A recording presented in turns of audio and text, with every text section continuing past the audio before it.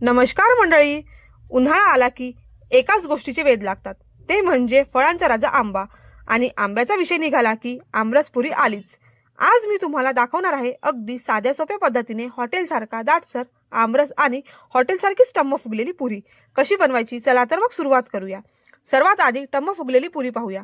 त्यासाठी 1 वाटी गव्हाचं पीठ, त्यात मीठ आणि तेल टाकून गोळा घट्ट मळून घ्या. पुरीचं पीठ सैल नसावं, नाहीतर पुऱ्या तेलकट होतात.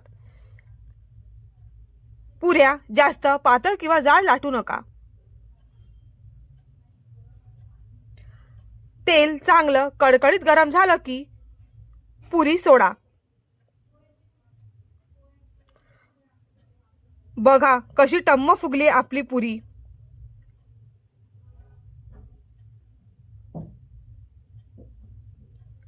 त्यानंतर आंबे स्वच्छ धुवून आंब्याचा गर काढून घ्या.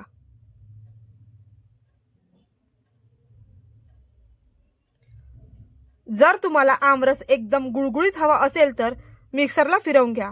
पण जर तुम्हाला त्यात आंब्याचे छोटे तुकडे आवडत असतील तर रवीने घुसळून घ्या.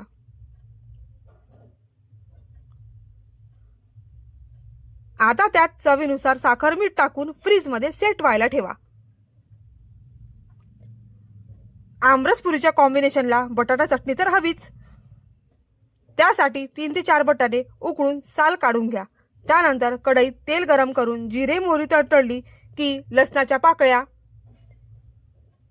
कांदा मिरची, चवीनुसार मीठ, हळद, धने जिरे पावडर टाकून मिक्स करा.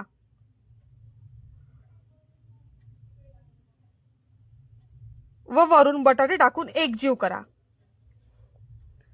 तर मंडळी, तयार आहे आपली अस्सल महाराष्ट्रीयन आमरस पुरी. ही रेसिपी या उन्हाळ्यात नक्की ट्राय करा. कशी वाटली ती कमेंटमध्ये नक्की सांगा. व्हिडिओ आवडला असेल तर लाईक करा, शेअर करा आणि आपल्या चॅनलला सबस्क्राईब करायला विसरू नका. पुन्हा भेटू अशाच एका गोड रेसिपीसोबत. तोपर्यंत खात रहा, खुश रहा.